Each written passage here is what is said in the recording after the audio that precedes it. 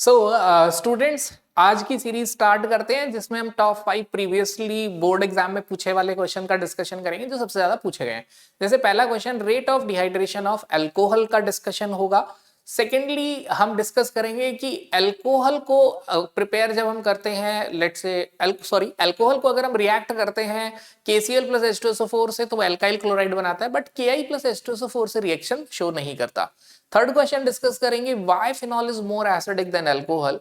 Then fourth question we will discuss कि why phenol is ortho para directing in nature. अब जो अगला question है मैं उसको भी क्वेश्चन नंबर 4 ही बोलूंगा, बिकॉज वहां पे हम डिस्कस करेंगे why chlorobenzene is ortho para directing in nature. दोनों का आंसर सेम है इसलिए मैंने क्वेश्चन नंबर 4 कहा। इससे अगला क्वेश्चन भी क्वेश्चन नंबर 4 ही बोलेंगे, why anisole is ortho para directing in nature, क्योंकि इसका आंसर भी सेम है। देन क्वेश्चन नंबर 5 में हम डिस्कस करेंगे ईथर बनाने के लिए कौन सी रिएक्शन सुटेबल है। Concept is Williamson synthesis. Obviously यहां मैं सिर्फ कंसेप्ट डिस्कस करूंगा क्योंकि विलियमसन सिंथेसिस अपने आप में ही आधे घंटे का एक चैप्टर है। तो अगर आप विलियमसन सिंथेसिस को डिटेल में समझना चाहते हैं तो वीडियो का जो लिंक है वो गिवन है, आप उसे क्लिक करके देख सकते हैं। यहाँ पे हम सिंपली शॉर्ट में एंड प्रिसाइजली कैसे लिखना है बोर्ड में उसका डिस्कशन करेंगे। So let's start with first question, rate of dehydration of alcohol. ये 2024 का क्वेश्चन है, rate of dehydration of alcohol. ठीक है, this question is asked in 2024 in CBSE board. अब यहां पे अगर हम बात करें तो सबसे पहले इस क्वेश्चन में कंसेप्ट क्या इन्वॉल्व है। तो अगर हम देखें तो इस क्वेश्चन में कंसेप्ट इन्वॉल्व है कि rate of dehydration is directly proportional to stability of carbocation. अगर आप इसको भी समझना चाहते हैं कि how it depends over stability of carbocation, तो यहां मेरा सजेशन है कि प्रीवियस टॉप 5 वाली सीरीज को देखिए जिसमें मैंने अल्कोहल के 5 क्वेश्चन का डिस्कशन किया है। उसमें मैकेनिज्म बेस्ड क्वेश्चन लिए हैं, तो वहां मैकेनिज्म बेस्ड क्वेश्चन थे, इसमें कंसेप्ट बेस्ड है। तो यहाँ पे कंसेप्ट है कि कार्बोकेटायन की स्टेबिलिटी पे डिपेंड करता है। नाउ पॉइंट टू रिमेंबर, अब जो चीज आपको यहाँ पे याद रखनी है वो है स्टेबिलिटी ऑर्डर ऑफ कार्बोकेटायन। सबसे ज्यादा स्टेबल कार्बोकेटायन होता है tertiary, then secondary, then primary. Now अब आपके सामने हम अल्कोहल लिखते हैं, जैसे पहले हमने लिखा इथाइल अल्कोहल, फिर उसके बाद हमने लिखा है आइसोप्रोपाइल अल्कोहल। सेकेंड कार्बन पे अगर मिथाइल ग्रुप लगा होता है तो वी यूज आइसोप्रोपाइल। और अगर कोई कार्बन डायरेक्टली 3 कार्बन से लिंक होता है, जैसे इस केस में ये C 3C से लिंक है, then we call it as tertiary. और इसके साथ OH कनेक्टेड है, दिस इज टर्शरी अल्कोहल।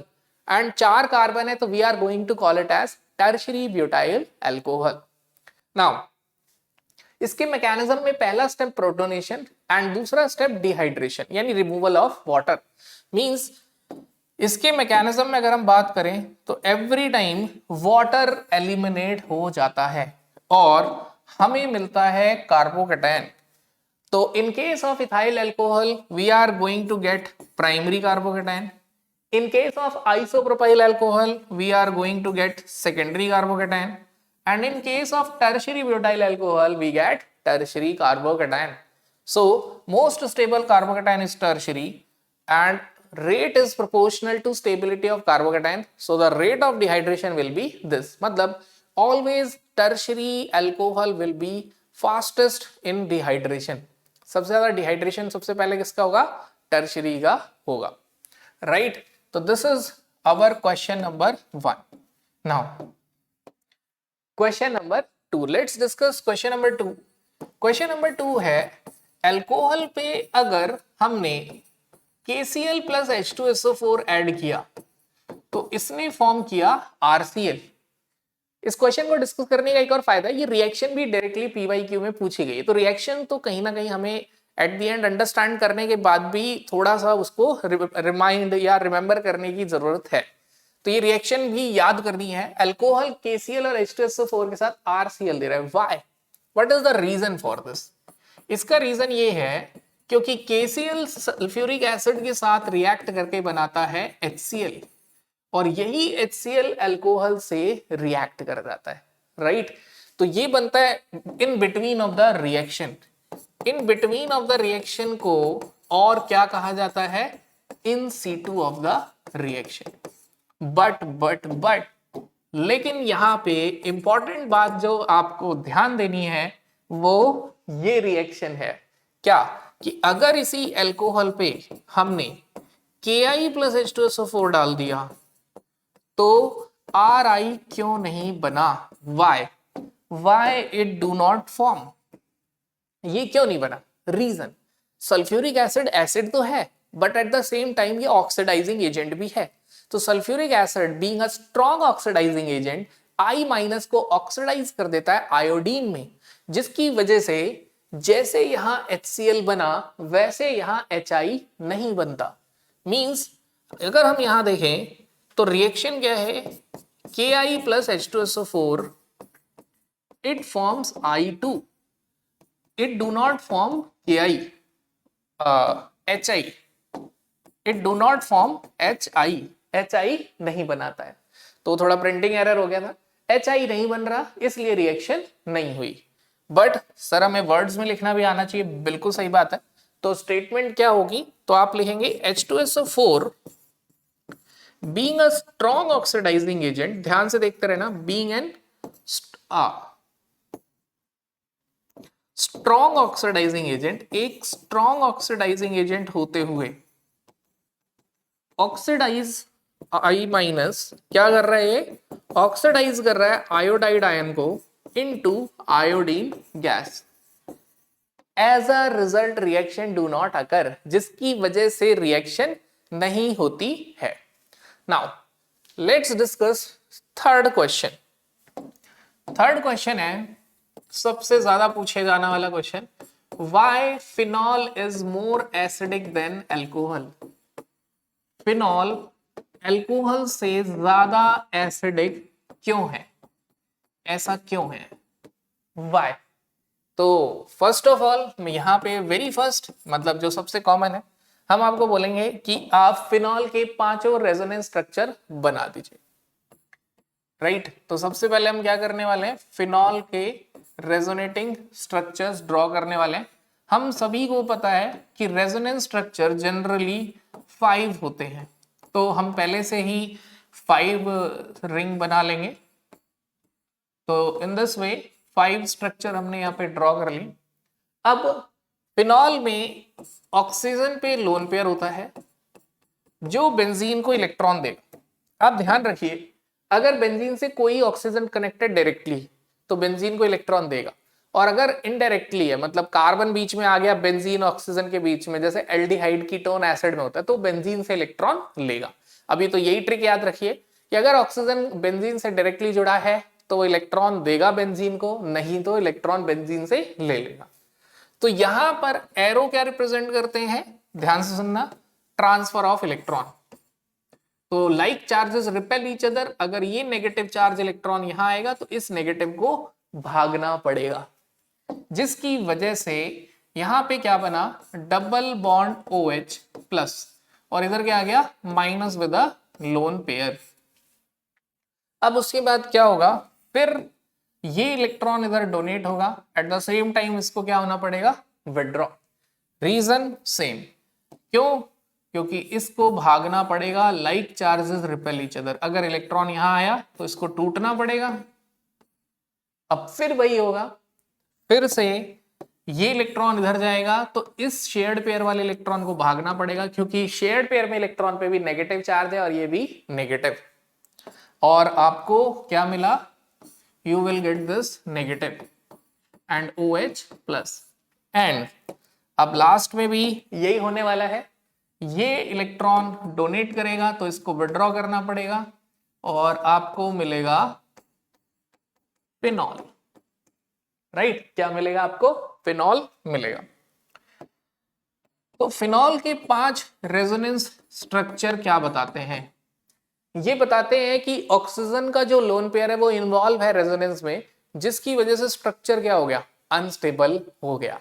तो why phenol is more acidic than alcohol, तो reason is phenoxide ion is more resonance stabilized, phenoxide ion is more resonance stabilised.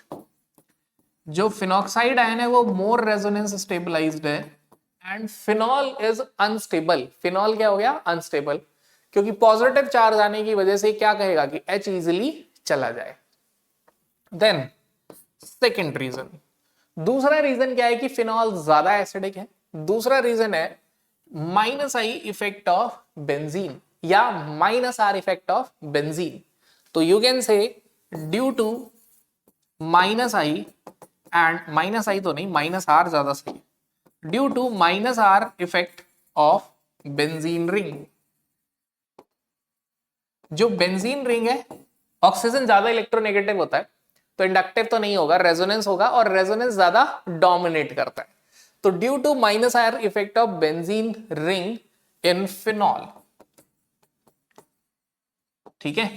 तो why phenol is more acidic than alcohol? Because phenoxide ion is more resonance to stabilise. Second, minus R effect of benzene ring, benzene ring का minus R effect भी इसे क्या करता है?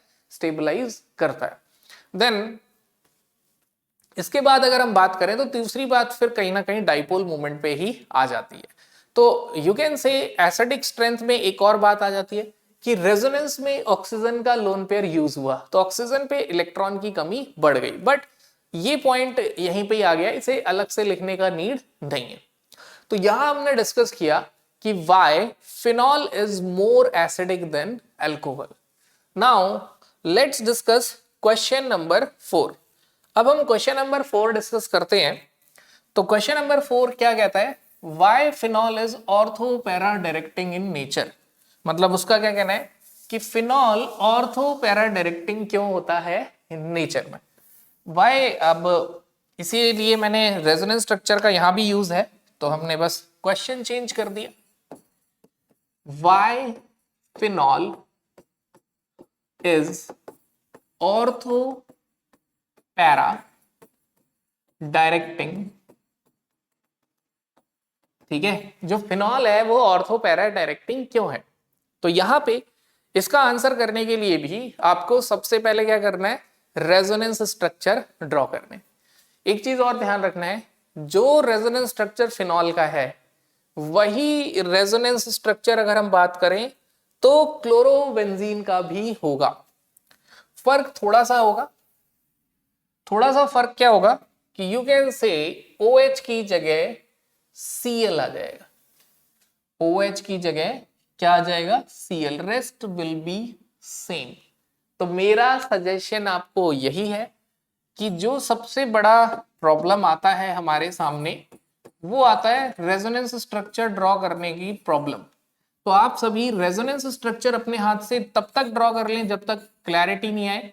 और resonance structure draw करने के लिए मेरी एडवाइस यही है कि बस इतना याद रखो, electron like charges repel each other. कभी भी लोन पेयर है बेंजीन को इलेक्ट्रॉन दे दो, और अगर बेंजीन से अटैच ग्रुप पे लोन पेयर नहीं है तो बेंजीन से इलेक्ट्रॉन ले लो। और arrow always represent transfer of electron, यानी कि डायरेक्शन एरो का हमेशा सेम होगा। मतलब इधर इलेक्ट्रॉन गया तो कॉन्टिन्यूएशन में आगे भी जाएगा ही, इधर भी इलेक्ट्रॉन गया तो आगे क्लॉकवाइज जा रहा है। तो मतलब एरो का डायरेक्शन सेम। सेम कहने का मतलब अगर एक हेड और टेल ऐसा है तो अगला भी ऐसा ही होगा। ऐसा नहीं होगा कि एक तरफ हेड और टेल इधर आएगा और एक तरफ इधर आएगा, ये पॉसिबिलिटी कभी भी नहीं होगी। तो ये टिप्स है रेजोनेंस स्ट्रक्चर समझने के। इस पे शॉर्ट्स भी बना रखे हैं मैंने, अगर आप देखना चाहते हैं कि कैसे सारे रेजोनेंस स्ट्रक्चर हैं और डिटेल में चाहते हैं तो वो भी रेजोनेंस डिस्कस्ड है। Now why phenol is ortho para directing in nature, या why chlorobenzene is ortho para directing in nature. तो पहले आप रेजोनेंस स्ट्रक्चर बनाएंगे, फिर आप ये पांचों रेजोनेंस स्ट्रक्चर ऑब्जर्व करेंगे। जब आप ये पांचों रेजोनेंस स्ट्रक्चर ऑब्जर्व करेंगे तो आप देखेंगे ऑर्थो और पैरा पोजीशन पे इलेक्ट्रॉन डेंसिटी हाई है। ऑर्थो एडजेसेंट वाली पोजीशन और पैरा ऑपोजिट, मतलब साथ साथ को इंग्लिश में एडजेसेंट बोलते हैं और केमिस्ट्री में ऑर्थो बोलते हैं। आमने सामने को इंग्लिश में ऑपोजिट बोलते हैं और केमिस्ट्री में पैरा बोलते हैं। तो रेजोनेंस में इलेक्ट्रॉन डेंसिटी इंक्रीज हो रही है। तो इसमें आपको लिखना आना चाहिए, तो मैं पूरा आंसर लिख रहा हूं। Due to resonance that is plus R effect, किसकी वजह से? रेजोनेंस यानी प्लस आर इफेक्ट की वजह से electron density increases. Electron density किस क्या हो रही है? इंक्रीज हो रही है। कहां पे इंक्रीज हो रही है? ऑर्थो पोजीशन पे हो रही है और पैरा पोजीशन पे हो रही है, जिसकी वजह से क्या होगा? एज अ रिजल्ट, ठीक है, जिसकी वजह से as a result incoming electrophile, आने वाला इलेक्ट्रोफाइल क्या करेगा? Attacks at ortho and para position. Therefore, it is ortho-para directing in nature. Same reason goes for chlorobenzene. Now, what I want you to draw resonance structure of anisole, and आप इसका answer खुद से लिखिए। Why anisole is ortho-para directing? Anisole ortho para directing क्यों है? Right, तो this is question number 4। तो इसीलिए वाला पार्ट हमने क्लोरोबेंजीन में छोड़ दिया था कि यहां डिस्कस कर लेंगे कि why chlorobenzene is ortho para directing towards electrophilic substitution. Now last question number 5। It is based on Williamson's synthesis. ये क्वेश्चन ये कह रहा है ईथर बनाने के लिए कौन सा मेथड सही है, ठीक है, वो उसका कहना है कि which method is correct to form ether. Ether prepare करने के लिए कौन सा मेथड सही है? Method 1 tertiary butyl chloride reacted with sodium ethoxide, और मेथड 2 या second method ethyl chloride react with tertiary butoxide, which is best method for preparation of ether? कौन सा बढ़िया तरीका है? तो ये एनसीईआरटी क्वेश्चन है और एज वेल एज बोर्ड्स में बहुत बार आया है। तो यहां पर अगर हम बात करें तो व्हाट वी कैन से, हम क्या कह सकते हैं? Which is best method.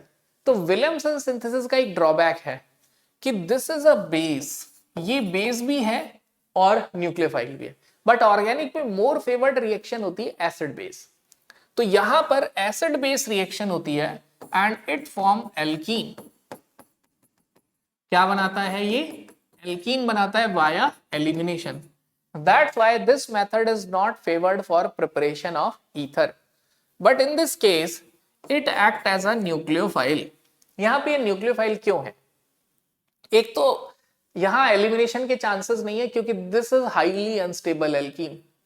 दूसरा रीजन है ये बहुत ही यहां पे मतलब जो बल्कि जो बेस है इसका एज अ बेस यहां से H निकालना थोड़ा सा मुश्किल है। वैसे एक ही रीजन है इसका, ठीक है। दूसरा रीजन मुझे लगा कि स्टीरिक हिंड्रेंस पे दे सकते हैं, बट ऐसा नहीं है। एसिड बेस रिएक्शन में स्टीरिक फैक्टर का इतना रोल नहीं होता, न्यूक्लियोफिलिसिटी में होता है बट एसिड बेस में नहीं होता। तो यहां पे हम सीधे बस एक ही रीजन बोलेंगे कि इधर ही एज अ बेस एक्ट कर रहा है और इधर एज अ न्यूक्लियोफाइल। वाई? क्योंकि इधर जो इथीन बनता है वो हाईली अनस्टेबल है, ठीक है, इथाइल क्लोराइड। नाउ आपको बोर्ड में इसका आंसर कैसे लिखना है, how you are going to write? तो आप लिखोगे tertiary butyl chloride shows elimination reaction at to form alkene। जो टर्शरी एल होता है वो इजीली एलिमिनेट हो जाता है और क्या बनाता है? Alkene. But prime ethyl chloride, लेकिन इथाइल क्लोराइड जो होता है वो शो करता है SN2 nucleophilic substitution reaction to form ether. क्या बनाता है? ईथर। तो दिस इज बेस्ट मेथड, मतलब सेकंड वाला मोर फेवर्ड या प्रिफर्ड मेथड है for formation of ether via Williamson's synthesis. ये रिएक्शन कौन सी है? Williamson's synthesis. तो यहां पे हमने ये 5 क्वेश्चन डिस्कस किए ऑर्गेनिक के, जो सबसे ज्यादा पूछे जाते हैं। अगले सीरीज में भी मैं इसे ही कंटिन्यू करूंगा टिल अमीन्स। और कोशिश करूंगा कि ईयर भी लिख दूं सो दैट आपको सच में रियलाइज हो कि यस एवरी इतनी बार पूछा जा चुका है। तो नेक्स्ट टाइम से मैं क्वेश्चन भी मेंशन कर दूंगा, जैसे बच्चे मेरे से बोल भी रहे कि सर ईयर मेंशन कर दीजिए, ठीक है, तो यस ईयर भी मेंशन कर दिए जाएंगे फ्रॉम नाउ ऑनवर्ड्स। अब एक और चीज है यहाँ पे मैं आपको बोलना चाहूंगा, क्योंकि ऑब्जेक्टिव क्वेश्चन भी पूछा जाता है तो इसलिए थोड़ा सा जो बाउंड्री है क्वेश्चंस के पूछने की वो बढ़ गई। अगर आप देखेंगे ऑब्जेक्टिव में थोड़े से कभी कभी जो कंसेप्ट का रेट होता है हाई हो जाता है, वैसे तो ज्यादातर क्वेश्चन यही पूछे जाते हैं which is ortho para directing which is more basic, but जैसे रेट ऑफ डिहाइड्रेशन का क्वेश्चन देखा जाए तो ये जो रेट ऑफ डिहाइड्रेशन का क्वेश्चन है ये थोड़ा सा लेवल आपको इसके लिए मैकेनिज्म का अंडरस्टैंडिंग बढ़िया होना जरूरी है। तो ऐसे एक आधा क्वेश्चन ऑब्जेक्टिव में पूछ लिए जाते हैं। So we are going to continue this series till amines and then we will start from physical chemistry also. So we end our discussion here. Thank you.